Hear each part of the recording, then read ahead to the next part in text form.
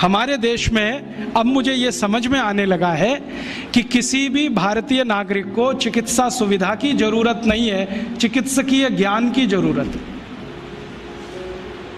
Health facilities नहीं चाहिए, knowledge चाहिए। नॉलेज की बहुत कमी, और इतनी कमी है कि पढ़े लिखे लोग उससे ज़्यादा पीड़ित हैं। छोटी छोटी बातें नहीं जानते। पानी को उबाल के पीना, ये इतनी छोटी सी बात है, लेकिन आज के समय की बीमारियों में सबसे इफ़ेक्टिव है, खासकर 3 महीने की ये जो।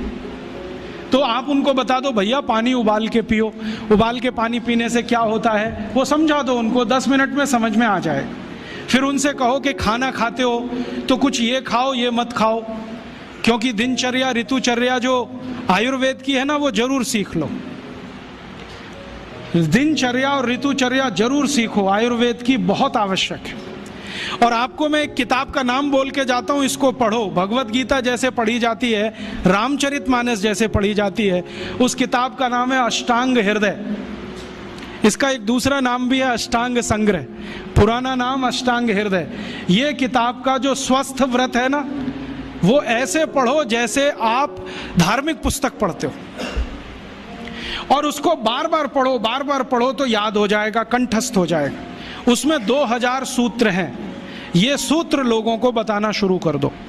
छोटे छोटे सूत्र हैं, जैसे खाना खाने के बाद पानी मत पियो, स्वस्थ रहना है जिंदगी भर तो खाने के 1 घंटे के बाद पानी पियो। क्यों नहीं पिए वो आप सब जानते हो, सरल भाषा में उनको समझा दो। फिर उनको बोलो पानी पियो तो घूंट भर भर के पियो, सिप करके पियो, ताकि ज़्यादा लार शरीर में जाए, वात पित्त कफ तीनों संतुलित रहे। ठंडा पानी कभी मत पियो। मैंने दुनिया में ठंडे पानी पीने वालों को बहुत देखा है। यूरोप और अमेरिका के लोग चिल्ड वाटर पीते हैं, बर्फ़ का पानी फ्रिज में रख के पीते हैं। परिणाम जानते हैं क्या होता है?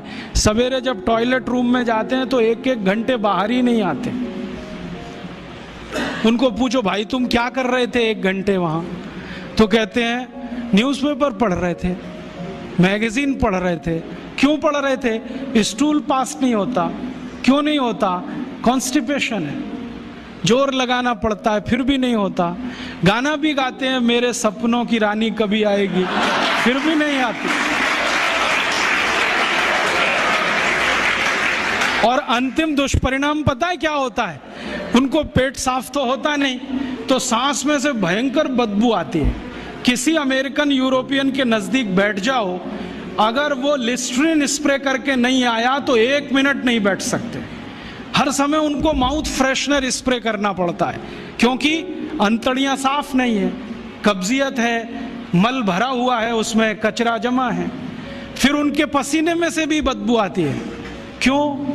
कब्जियत बहुत है, और पसीने की बदबू दूर करने के लिए डिओडोरेंट स्प्रे करते रहते हैं। और आप तो सब जानते हो कि अगर कब्जियत है तो बाल भी कड़क रहते हैं, तो उन कड़क बाल को सॉफ्ट करने के लिए क्या क्या सब करते हैं। शैम्पू लगाते हैं, शैम्पू के बाद पता नहीं क्या क्या लगाते हैं। ये सब वो जो करते हैं ना, उनकी मजबूरी है, स्टेटस सिंबल नहीं है। इसको अपने दिमाग से निकाल दो कि ये कोई स्टेटस सिंबल है।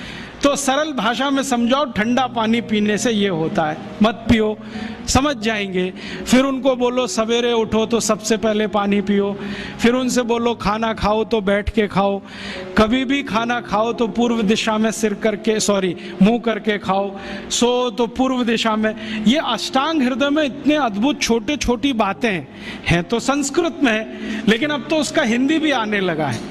तो हिंदी ले लो, हिंदी वर्जन ले लो, इसको पढ़ो, बार बार पढ़ो, और ये जाके गांव में सबको बताओ। फिर उनको कहो देखो ये तो है स्वस्थ रहने के लिए, अब तुम बीमार पड़ो तो बताओ तुम्हारी बीमारी क्या है। ये बीमारी है तो ये दवा है, ये बीमारी है तो ये दवा है। और मेरा आपसे एक निवेदन जरूर है कि अगर आप होम्योपैथी से भी इलाज करो तो उसकी मूल दवा जरूर बता दो। उनको ये ग्रीक और रोमन नाम में मत फंसाओ। आप कहोगे जी मैं तो ऑसिमम दे रहा हूँ, ये उनको कहो ये तो तुलसी का रस है भैया, तुम्हारे घर में फूलों से बनी हुई है, आसानी से मिलती है, जयपुर में मिलती है, दिल्ली में मिलती है। भंडारी वालों को अक्सर ऑर्डर दे के रखो, हमको इतनी भेजो। उनको जो पता चल गया कि आप प्रचार के लिए कर रहे हो तो मुफ्त में भी दे देंगे आपको।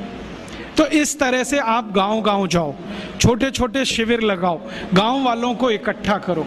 गांव वाले बहुत दुखी हैं, शहर वाले भी दुखी हैं, वैसे तो वो दुखी हैं। इसका यही सबूत है कि रामदेव जी आए जयपुर में सवेरे 4 बजे तो सब लोग पहुंच जाते हैं वहाँ, पैसा भी देते हैं, समय भी देते हैं। और 4 बजे रामदेव जी कहें टांग ऊपर उठा लो तो उठा लेते हैं, कहें सिर नीचे कर दो तो कर लेते हैं, ऐसे कर लो तो कर लेते हैं। क्यों?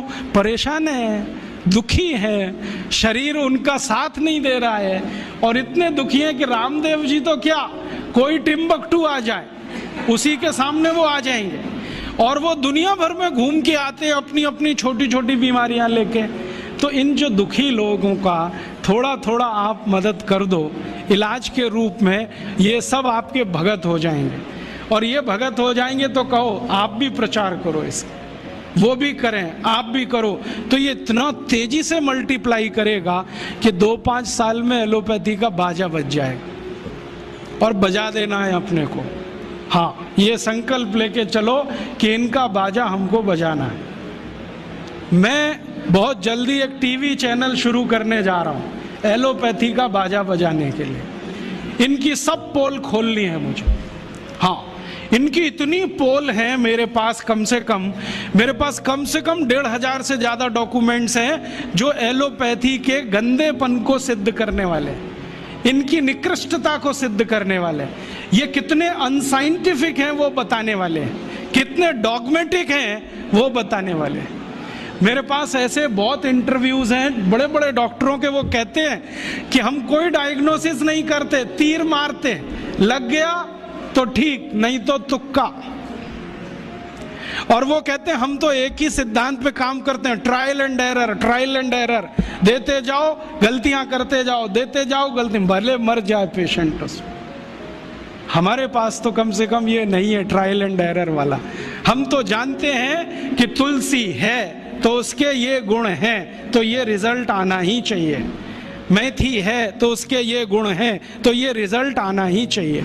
हमको सब मालूम है, फिक्स है, यहाँ वेरिएशन नहीं है। मेथी के जो रिजल्ट चरक ऋषि को मिले वो आज भी मिलते हैं। इसमें इतना सातत्य है, वेरिएशन कहीं भी नहीं है। तो जो विज्ञान में सातत्य होता है, सत्य ज्ञान वही होता है। तो हमारे पास जो सत्य ज्ञान है इसको लेकर आगे बढ़ें। तो अगर अष्टांग हृदय के इस सूत्र को आप माने और समझें, अष्टांग हृदय कहता है कि जिस भोजन को सूर्य का प्रकाश ने स्पर्श नहीं किया हो और पवन ना मिला हो उसको कभी मत खाइए, वो जहर है। दूसरी हमसे क्या गलती हो रही है, हमने अपने घर का नाश्ता ऐसा बनाया जो यूरोप और अमेरिका में मजबूरी में खाया जाता। मैंने कहा ना, पाव रोटी, डबल रोटी, बिस्किट, अब हमने घर में शौक से लाना शुरू किया। ज्यादातर घरों में ब्रेड पकौड़े नाश्ते में मैं देखता हूं, या ब्रेड का कोई ना कोई प्रिपरेशन नाश्ते में मिलता है। पूछो, कहते हैं बहुत इजी है। इजी तो इडली भी है, सांभर भी है, उत्तपम भी है, रसम भी है, डोसा भी है, और हलवा से ज्यादा इजी कोई चीज नहीं। सबसे सुरक्षित, सबसे पौष्टिक हलवा के बारे में आप जानते हैं? मेरे पास कोई ऐसा पेशेंट आ जाए जो ऑपरेशन करा के आया हो अभी घंटे भर पहले, मैं उसको कह सकता हूं कि घी का हलवा खा लो, इतना सुरक्षित है। उस पेशेंट को रोटी नहीं खिलाई जा सकती, दाल नहीं खिलाई जा सकती, चावल नहीं खिलाया जा सकता, कम से कम 15 दिन। लेकिन मैं उसको ये जरूर कह देता हूं कि ऑपरेशन खत्म होते ही जैसे ही होश आए हलवा बना के खिला देना, देशी गाय के घी का, क्योंकि वो हीलिंग में बहुत मदद करता है। तो हलवा से ज्यादा तो कोई भी हमारे पास डिश नहीं है जो 5 मिनट में बन सके, लेकिन वो हलवा गायब हो रहा है धीरे धीरे। पाव रोटी आ गई, डबल रोटी आ गई, बिस्किट आ गया, घर में नूडल्स आ गए, और सवेरे के नाश्ते में ये जरूर है। और आयुर्वेद कहता है कि सवेरे का नाश्ता ही सबसे ज्यादा मजबूत होना चाहिए, उसी में भरपेट हम पाव रोटी, डबल रोटी खिला रहे हैं। कभी कभी बच्चों का बहाना बना देते हैं कि खाते नहीं वो, आपने खिलाने की आदत नहीं डाली तो वो खाएंगे क्यों? यहां से ही हमारी जिंदगी की गड़बड़ी शुरू हो रही है। और ये सड़े मैदे की पाव रोटी, डबल रोटी आप जितनी खाएंगे कब्जियत उतनी ही बढ़ेगी। कब्जियत बढ़ेगी तो शरीर की बीमारियां बढ़ने वाली हैं। 103 बीमारियां होती हैं, ये ध्यान रखिए। आज मेरे पास सुविधा नहीं है, अगर एलसीडी प्रोजेक्टर होता तो मैं आपको यहां दिखाता। एलसीडी है, एलसीडी प्रोजेक्टर हो तो मैं आपको दिखाता कि जब आप ये खाते हैं ना, मैंने इस पे बहुत सुंदर स्लाइड्स बनाई हुई कि जैसे ही पाव रोटी खाते हैं तो अंदर क्या होता है पेट में जाने, डबल रोटी खाने के बाद क्या होता है, बिस्किट खाने के बाद क्या होता है, चाउमीन और नूडल्स खाने के बाद पेट में क्या होता है, कैसे कैसे वो कहां कहां चिपकता है, कितने एरिया को वो कवर करता है, और फिर कैसे आपको कॉन्स्टिपेशन बनाता है। और उसका बनाने का जो तरीका कोई देख ले तो उसको घृणा हो जाए, इतने खराब तरीके से बनता है।